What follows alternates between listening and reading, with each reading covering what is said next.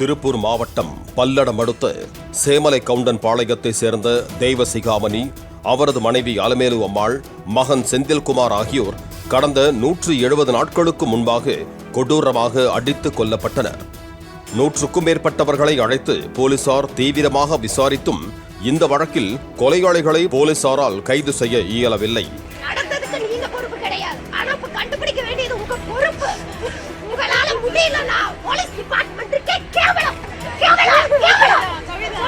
இந்த பரபரப்பு அடங்குவதற்குள்ளாக இதே பாணியில் ஒரு கொடூர கொலை சம்பவம் ஈரோடு மாவட்டத்தில் நிகழ்ந்தது. ஈரோடு மாவட்டம் சிவகிரி அருகே கடந்த 35 ஆண்டுகளுக்கு மேலாக வசித்து வந்த ராமசாமி பாக்கியம்மாள் தம்பதியர் தங்களது தோட்டத்து வீட்டில் கொலை செய்யப்பட்டு சடலமாக கிடந்தனர். பாக்கியம்மாள் கழுத்தில் இருந்து தாலிக்கொடி, தங்க வளையல் கொள்ளையடிக்கப்பட்டிருந்ததையும் போலீசார் கண்டறிந்தனர். மாவட்ட காவல் கண்காணிப்பாளர் தலைமையில் 15 தனிப்படைகள் அமைக்கப்பட்டன. இந்த இரு கொலை சம்பவங்களிலும் கைரேகை, செல்போன் சிக்னல், சிசிடிவி காட்சிகள் எதுவும் கிடைக்காத நிலையில் குற்றவாளிகளை பிடிப்பதில் பெரும் சிரமம் இருந்து வந்தது. சம்பவம் நடைபெற்ற நாளுக்கு முன்பும் பின்பும் என 3 நாட்கள் மாவட்டம் முழுவதும் 60 கிலோமீட்டர் சுற்றளவில் பொது இடங்களில் பதிவான சிசிடிவி காட்சிகளை கொண்டு காவல்துறையினர் தீவிர விசாரணை மேற்கொண்டனர். கொலை நடந்த 2 தோட்டங்களும் கீழ்பவானி வாய்க்கால் பகுதியை ஒட்டி அமைந்திருந்த காரணத்தால் கொலையாளிகள் கீழ்பவானி வாய்க்காலை ஒட்டியுள்ள வழித்தடத்தை பயன்படுத்தி இருக்கலாம் என்ற சந்தேகத்தின் பேரில் பல கிலோமீட்டர் தூரம் போலீசார் ஆய்வு மேற்கொண்டனர். அப்போது அரச்சலூர் பாலம் அருகில் வாய்க்கால் தடம் வழியாக சந்தேகத்திற்கிடமான வகையில் சிவகிரி இரட்டை கொலை சம்பவத்தன்று 3 பேர் இருசக்கர வாகனத்தில் சென்ற காட்சி சிசிடிவியில் பதிவாகி இருந்தது. விசாரணையில் அவர்கள் அரச்சலூர் பகுதியை சேர்ந்த ரமேஷ், மாதேஷ், அச்சிகப்பன் என்பது தெரிய வந்தது. அவர்களை பிடித்து விசாரித்த போது திடுக்கிடும் தகவல் வெளியானது.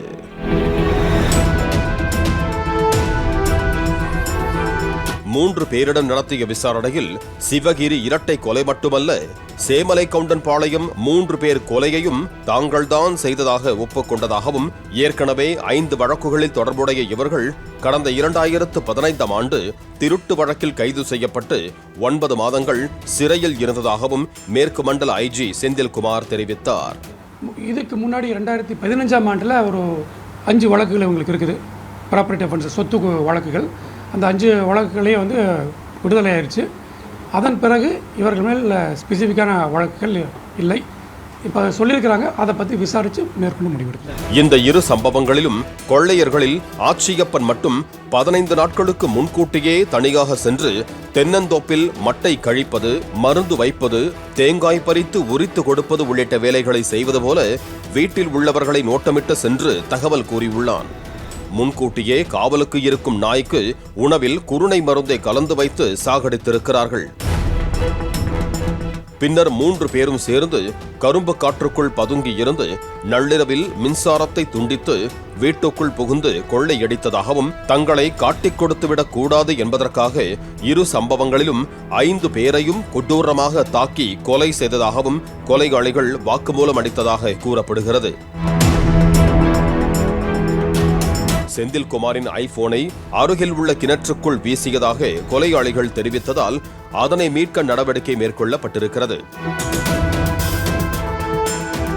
கொலைக்கு பயன்படுத்திய ஆயுதங்களை கீழ்பவானி வாய்க்காலில் வீசியதாக கொலையாளிகள் தெரிவித்ததால் தண்ணீரை அடைத்துவிட்டு தீவிர தேடுதல் வேட்டை நடத்தி கொலைக்கு பயன்படுத்திய ஆயுதம் ஒன்றை கைப்பற்றியிருப்பதாக போலீசார் தெரிவித்தனர்.